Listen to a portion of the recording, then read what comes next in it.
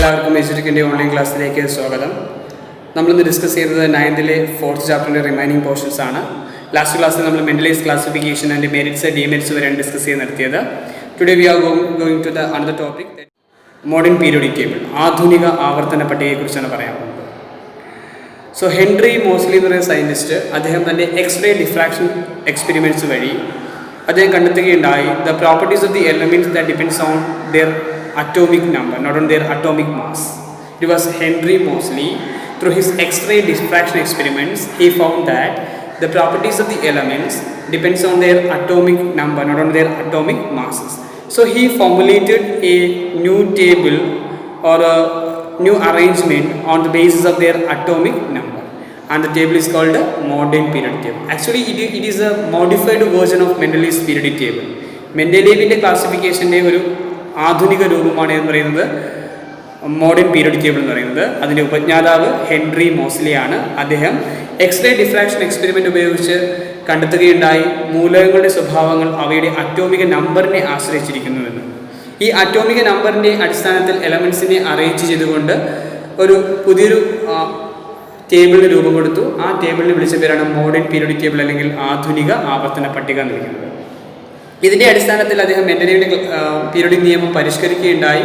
And it is termed as modern periodic law. Periodic നിയമം മെൻഡലീവിൻ്റെ ആവർത്തന നിയമത്തെ പരിഷ്കരിച്ചു ആധുനിക ആവർത്തന നിയമം കൊണ്ടുവരികയുണ്ടായി. The statement is that the physical and chemical properties of the elements are the periodic functions of their atomic number. അപ്പം മോഡേൺ പീരിയോഡിക് ലോ പറയുന്നത് എങ്ങനെയാണ്? മൂലകങ്ങളുടെ രാസഭൗതിക ഗുണങ്ങൾ എന്ന് പറയുന്നത് അറ്റോമിക നമ്പറിൻ്റെ ആവർത്തന ഫലങ്ങളാണ്. മൂലകങ്ങളുടെ രാസഭൗതിക ഗുണങ്ങൾ എന്ന് പറയുന്നത് അറ്റോമിക നമ്പറിൻ്റെ ആവർത്തന ഫലങ്ങളാണ്. നിങ്ങളുടെ ടെക്സ്റ്റ് ബുക്കിനകത്ത് നിങ്ങളുടെ മോഡേൺ പീരിയോഡിക് ടേബിൾ കാണാൻ പറ്റും.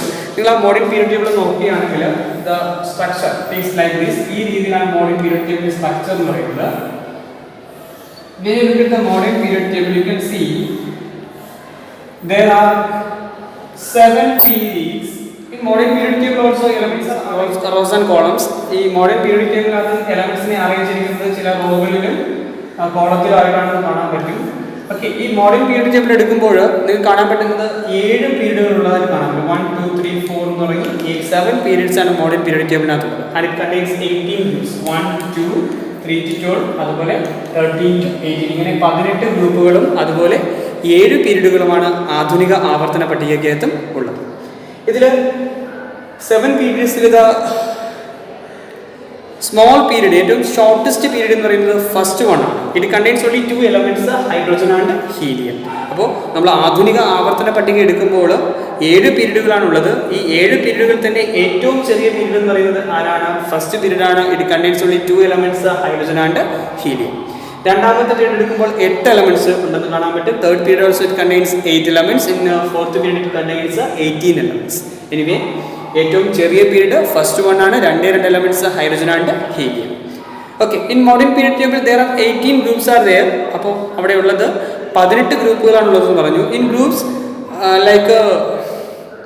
like Mendeleev's classification in groups, the elements with the similar properties are arranged in same group. അപ്പോൾ ഒരേ സ്വഭാവമുള്ള മൂലകങ്ങളെ തന്നെയാണ് ഒരേ ഗ്രൂപ്പിൽ ഇവിടെയും അറേഞ്ച് ചെയ്തിരിക്കുന്നത്, ആധുനിക ആവർത്തന പട്ടികയിലും അറേഞ്ച് ചെയ്തിരിക്കുന്നത്.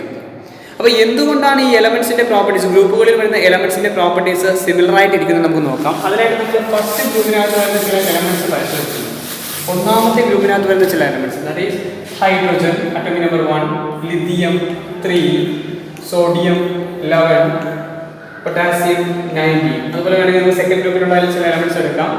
Beryllium 4, magnesium 12, calcium 20 and so on. ഇനിയുണ്ട്, നമുക്ക് എഴുതാനുള്ള സ്പേസ് ഇല്ലാത്തതുകൊണ്ടാണ്. Hydrogen atomic number 1, electronic configuration 1, lithium 3, 2, 1, sodium 2, 8, 1, potassium 2, 8, 8, 1. അതുപോലെ ബെറിലിയം എടുക്കുമ്പോൾ 2, 2, മാഗ്നീഷ്യം 2, 8, 2, കാൽസ്യം 2, 8, 8, 2. അപ്പോൾ ഇവിടെ നമുക്കറിയാം എന്തുകൊണ്ടാണ് ഗ്രൂപ്പിൽ വരുന്ന എലമെന്റ്സിന്റെ പ്രോപ്പർട്ടീസിൽ നമുക്ക് സിമിലാരിറ്റീസ് കാണാൻ പറ്റുന്നത്. അതിന് റീസൺ ആണ് പറയാൻ പോകുന്നത്. When you look at the electronic configuration of the elements which are present in the same group, ഓരോ ഗ്രൂപ്പിനകത്തും വരുന്ന അതത് ഗ്രൂപ്പിനകത്ത് വരുന്ന മൂലകങ്ങളുടെ ഇലക്ട്രോൺ വിന്യാസം നിങ്ങൾ താരതമ്യം ചെയ്യുകയാണെങ്കിൽ, in the case of first group elements നിങ്ങൾ നോക്കുകയാണെങ്കിൽ it's outer most contains 1 electron. അപ്പോൾ നമുക്കറിയാനുള്ള കാര്യമാണ് ഇവിടെ ബാഹ്യതമ ഷെല്ലിനകത്ത് ഒരു ഇലക്ട്രോണുകളാണുള്ളത്. എപ്പോഴും ഒരു ആറ്റം രാസപ്രവർത്തനത്തിൽ ഏർപ്പെടുമ്പോൾ ഔട്ടർ മോസ്റ്റ് ഷെല്ലുള്ള ബാഹ്യതമ ഷെല്ലിനകത്തുള്ള ഇലക്ട്രോൺസ് ആണ് അതിൽ പങ്കെടുക്കുന്നത്. സോ ഇവിടെ എല്ലാം നിങ്ങൾക്ക് കാണാൻ പറ്റും ഫസ്റ്റ് ഗ്രൂപ്പ് എലമെന്റ്സ് എടുക്കുമ്പോൾ അവയുടെ എല്ലാം ഔട്ടർ മോസ്റ്റ് ഷെല്ലിനകത്ത് ഒരു ഇലക്ട്രോണുകളാണ്. സോ ഈ ഒരു ഇലക്ട്രോൺ ആയിരിക്കും കെമിക്കൽ റിയാക്ഷനിൽ പാർട്ടിസിപ്പേറ്റ് ചെയ്യുക. So these element shows similarities in their properties. നമുക്ക് അറിയാനുള്ള കാര്യമാണ് when these chemical reaction these will donate electrons. ഇതെല്ലാം ഈ ഇലക്ട്രോണുകളെ വിട്ടുകൊടുക്കുകയായിരിക്കും ചെയ്യുന്നത്, ഒരു ഇലക്ട്രോൺ വീതം വിട്ടുകൊടുക്കുകയായിരിക്കും ചെയ്യുന്നത്. അതുകൊണ്ട് തന്നെ ഇവരുടെ സ്വഭാവത്തിൽ നമുക്കൊരു സിമിലാരിറ്റി കാണാൻ പറ്റും. അതുപോലെ രണ്ടാമത്തെ ഗ്രൂപ്പിലെ എലമെന്റ്സ് കൺസിഡർ ചെയ്യുമ്പോൾ അതുപോലെ തന്നെയാണ് ഔട്ടർ മോഷനകത്ത് 2 ഇലക്ട്രോൺസ് വീതമാണുള്ളത്. So these also show similarities in their properties. Okay, അപ്പോൾ നമുക്ക് പറയാൻ പറ്റും ഒരു പർട്ടിക്കുലർ ഗ്രൂപ്പ് എടുക്കുമ്പോൾ എലമെന്റ്സിന്റെ പ്രോപ്പർട്ടീസ് നമുക്കൊരു സിമിലാരിറ്റി കാണാൻ പറ്റും. അതിന് കാരണം എന്ന് പറയുന്നത് due to the similar electronic configuration or their outermost shell contain same number of electrons. Outermost ഷെല്ലിനകത്തുള്ള ഇലക്ട്രോണുകളുടെ എണ്ണം തുല്യമായതുകൊണ്ടാണ് അവ ഗ്രൂപ്പുകളിൽ പ്രോപ്പർട്ടീസിൽ സിമിലാരിറ്റീസ് കാണിക്കുന്നത്. മനസ്സിലായല്ലോ? ഓക്കെ, ഇനി നമ്മൾ നെക്സ്റ്റ് പറയാൻ പോകുന്നത് ഈ ഇലക്ട്രോണിക് കോൺഫിഗറേഷനും അതുപോലെ ഗ്രൂപ്പ് നമ്പറും തമ്മിൽ എന്തെങ്കിലും റിലേഷൻ ഉണ്ടോ? നമ്മൾ ഒന്നാമത്തെ ഗ്രൂപ്പിലുള്ള എലമെന്റ്സ് കൺസിഡർ ചെയ്യുന്നു. അവിടെ ഇലക്ട്രോണിക് കോൺഫിഗറേഷൻ എല്ലാം തന്നെ എൻഡ് ചെയ്യുന്നത് 1-ലാണ്. 1 ഇലക്ട്രോൺ വിന്യാസം അവസാനിക്കുന്നത് 1 എന്ന് പറയുന്ന ഇലക്ട്രോണിലാണ്, അല്ലെങ്കിൽ ഔട്ടർ മോസ്റ്റ് ഷെല്ലിനകത്ത് ഒരു ഇലക്ട്രോൺ ഉള്ളത്. In the case of second group elements their outer most shell contains 2 electrons. കണ്ടല്ലോ. അപ്പോൾ നമുക്ക് പറയാൻ പറ്റും there is a relation between their group number and the number of electrons present in the outermost shell in the case of first and second group elements. ഒന്നാമത്തെയും രണ്ടാമത്തെയും ഗ്രൂപ്പിലെ മൂലകങ്ങളെ സംബന്ധിച്ച് അവയുടെ ബാഹ്യതമ ഷെല്ലിലെ ഇലക്ട്രോണുകളുടെ എണ്ണവും അവയുടെ ഗ്രൂപ്പ് നമ്പറും തുല്യമാണെന്ന് പറയാൻ പറ്റും. Okay, in the case of first group elements their electronic configuration ends in 1, in case of second group elements it ends in 2. So in the case of first and second group elements the number of electrons present in the outermost shell and their group numbers are same. ഇനി നമ്മൾ 13 to 18 group elements consider ചെയ്യുകയാണെങ്കിൽ 13 മുതൽ 18 വരെയുള്ള ഗ്രൂപ്പിലെ elements consider ചെയ്യുക. 13 മുതൽ 18 വരെയുള്ള ഗ്രൂപ്പിലെ എലമെന്റ്സ് കൺസിഡർ ചെയ്യുകയാണെങ്കിൽ so 13th group element in example on boron atomic number 5, 14th group carbon 6, 15th group nitrogen 7, 16th group oxygen 8 and so on. So electronic configuration 2 3, 2 4, 2 5, 2 6 and so on. Boron കഴിഞ്ഞ aluminium ആണ് 13, 2, 8, 3. ഇങ്ങനെ പോകും. ഒരു particular ഗ്രൂപ്പുകൾ നമ്മൾ പറഞ്ഞിരുന്നു. അപ്പോൾ ഇവിടെ നിങ്ങൾ നോക്കുകയാണെങ്കിൽ നിങ്ങൾക്ക് കാണാൻ പറ്റും. അപ്പോൾ ഇവിടെ നമുക്ക് 13 ഗ്രൂപ്പിനെ സംബന്ധിച്ച് ബാഹ്യതമ ഷെല്ലിനകത്തുള്ള ഇലക്ട്രോൺസിന്റെ എണ്ണം തുല്യമാണ്. So these show similarities in their properties. ഇനി നമ്മളിവിടെ ഗ്രൂപ്പ് നമ്പറാണ് കണ്ടുപിടിക്കാൻ പോകുന്നത്. ഗ്രൂപ്പ് നമ്പർ അതുപോലെ ഇലക്ട്രോണിക് കോൺഫിഗറേഷൻ നമ്മൾ എഴുതുമ്പോൾ എന്നുള്ള ഒരു ബന്ധം നിങ്ങൾക്ക് കാണാൻ പറ്റും. 13 ഗ്രൂപ്പ് എലമെന്റ്സിന്റെ ഔട്ടർ മോഷനകത്ത് 3 ഇലക്ട്രോൺസ് ആണ് ഉള്ളത്. And their group number is 13. അതുപോലെ ഇവിടെ നമുക്ക് 3 ആണ് 13. അതുപോലെ 14th ഗ്രൂപ്പ് എലമെന്റ്സ് എടുക്കുമ്പോൾ ഔട്ടർ മോഷനകത്ത് 4 electrons, group number is 14. So നമുക്ക് മനസ്സിലാക്കാൻ പറ്റുന്ന കാര്യം ഇതാണ്. The group number of 13 to 18th group element is obtained by adding 10 to the number of electrons present in the outermost shell.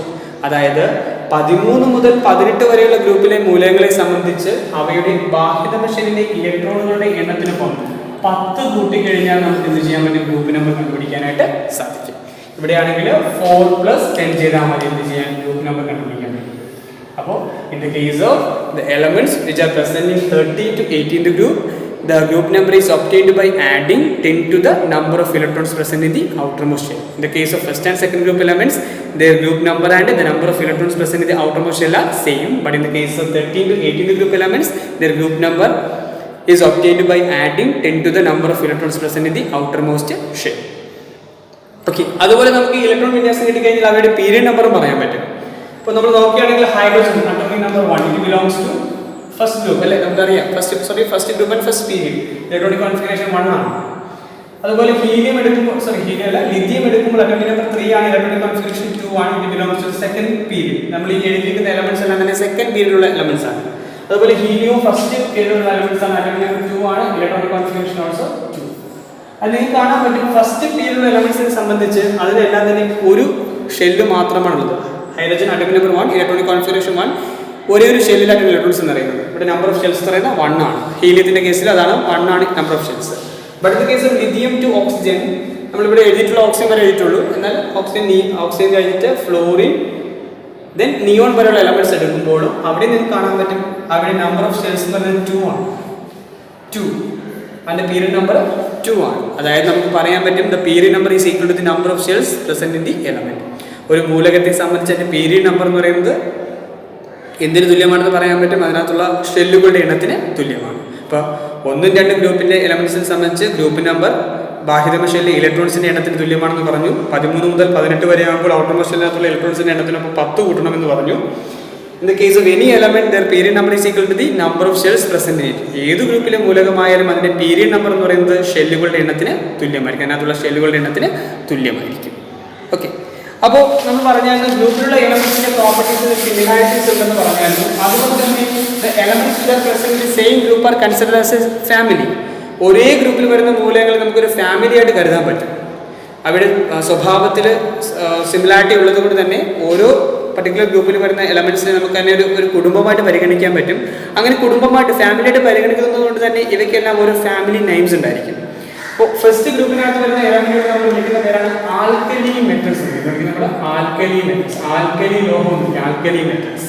First group elements are called alkali metals, alkali ലോഹ കുടുംബം എന്നാണ് വിളിക്കുന്നത്. രണ്ടാമത്തെ ഗ്രൂപ്പിനകത്ത് വരുന്ന മൂലകങ്ങളെ വിളിക്കുന്ന പേരാണ് ആൽക്കലൈൻ എർത്ത് മെറ്റൽസ് എന്ന് പറയുന്നത്. ആൽക്കലൈൻ എർത്ത്, ആൽക്കലൈൻ എർത്ത് ലോഹങ്ങൾ മെറ്റൽസ്. ഒന്നാമത്തെ ഗ്രൂപ്പിനകത്ത് വരുന്ന മൂലകങ്ങളെ വിളിച്ച പേര് ആൽക്കലി മെറ്റൽസ്, സെക്കൻഡ് ഗ്രൂപ്പ് എലമെന്റ്സിനെ വിളിച്ച പേര് ആൽക്കലൈൻ എർത്ത് മെറ്റൽസ്. ഇനി 3 to 12 ഗ്രൂപ്പ്, 3 മുതൽ 12 വരെയുള്ള ഗ്രൂപ്പിലെ എലമെന്റ്സ് നമ്മൾ ഒറ്റ പേരിലാണ് വിളിക്കുന്നത്. These are called transition elements. വിളിക്കുന്നത് നമ്മൾ ട്രാൻസിഷൻ എലമെന്റ്സ് അല്ലെങ്കിൽ സംക്രമണ മൂലകങ്ങൾ എന്നാണ് വിളിക്കുന്നത്. സംക്രമണ മൂലകങ്ങൾ അല്ലെങ്കിൽ ട്രാൻസിഷൻ എലമെന്റ്സ്, സംക്രമണ മൂലകങ്ങൾ. അതുപോലെ 13th ഗ്രൂപ്പ് എലമെന്റ് വിളിക്കുന്ന പേര്, ചില ഗ്രൂപ്പിലെ എലമെന്റ്സ് ഫസ്റ്റ് എലമെന്റ് ബോറോൺ ആയതുകൊണ്ട് വിളിക്കും ബോറോൺ ഫാമിലി വിളിക്കും, boron family. 13th group elements are called boron family. അതുപോലെ 14th ഗ്രൂപ്പ് എലമെന്റ്സിനെ വിളിക്കുന്ന പേരാണ് കാർബൺ ഫാമിലി എന്ന് വിളിക്കും, കാർബൺ ഫാമിലി. 15th ഗ്രൂപ്പ് എലമെന്റ്സിനെ വിളിക്കുന്ന പേരാണ് നൈട്രജൻ ഫാമിലി എന്ന് വിളിക്കും, nitrogen family, nitrogen family. Okay, nitrogen family. 15th group എലമെന്റ്സിനെ വിളിക്കുന്ന പേര് നൈട്രജൻ ഫാമിലി എന്ന് വിളിക്കുന്നത്. അതുപോലെ 16th ഗ്രൂപ്പ് എലമെന്റ്സിനെ വിളിക്കുന്ന പേരാണ് ഓക്സിജൻ ഫാമിലി. 16th ഗ്രൂപ്പ് എലമെന്റ്സിനെ വിളിക്കുന്ന പേര് ഓക്സിജൻ കുടുംബം. 17th ഗ്രൂപ്പിനെ വിളിക്കുന്ന പേര് ഹാലോജൻസ്, ഫ്ലോറിൻ എന്നല്ല വിളിക്കുന്നത്, ഹാലോജൻസ് എന്ന് വിളിക്കും. അതുപോലെ 18th ഗ്രൂപ്പ് എലമെന്റ്സ് നമ്മൾ നോബൽ ഗ്യാസുകൾ അല്ലെങ്കിൽ ഉത്കൃഷ്ട മൂലകങ്ങൾ എന്നാണ് വിളിക്കുന്നത്, നോബൽ ഗ്യാസ് അല്ലെങ്കിൽ ഉത്കൃഷ്ട മൂലകങ്ങൾ. അപ്പോൾ നമ്മൾ പറഞ്ഞു അതത് ഗ്രൂപ്പിൽ വരുന്ന എലമെന്റ്സിന്റെ പ്രോപ്പർട്ടീസിൽ സിമിലാരിറ്റീസ് ഉള്ളത് കൊണ്ട് തന്നെ ഇവയെ നമുക്ക് ഒരു ഫാമിലി ആയിട്ട് കരുതാൻ പറ്റും. ഈ ഓരോ ഫാമിലിക്ക് ഓരോ ഫാമിലി നെയിംസ് ഉണ്ടെന്ന് പറഞ്ഞു. ഫസ്റ്റ് ഗ്രൂപ്പ് എലമെന്റ്സിനെ ആൽക്കലി മെറ്റൽസ്, ആൽക്കലി ലോഹ കുടുംബം. രണ്ടാമത്തെ ഗ്രൂപ്പ് ആൽക്കലൈൻ എർത്ത് ലോഹ കുടുംബം.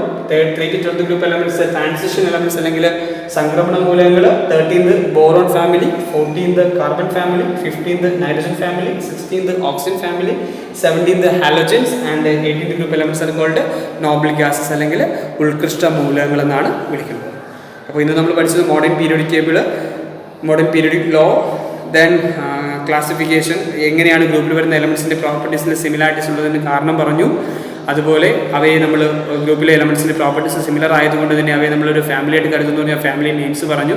പിന്നെ ഇലക്ട്രോണിക് കോൺഫിഗറേഷൻ വെച്ച് പീരിയഡ് നമ്പറും ഗ്രൂപ്പ് നമ്പറും എങ്ങനെ കണ്ടുപിടിക്കാമെന്ന് പറഞ്ഞു. ഇത്രയും കാര്യങ്ങൾ നിങ്ങൾക്ക് മനസ്സിലായി കാണുമെന്ന് വിശ്വസിക്കുന്നു. നിങ്ങളുടെ അഭിപ്രായങ്ങൾ കമൻറ്റുകളായിട്ട് രേഖപ്പെടുത്തുക.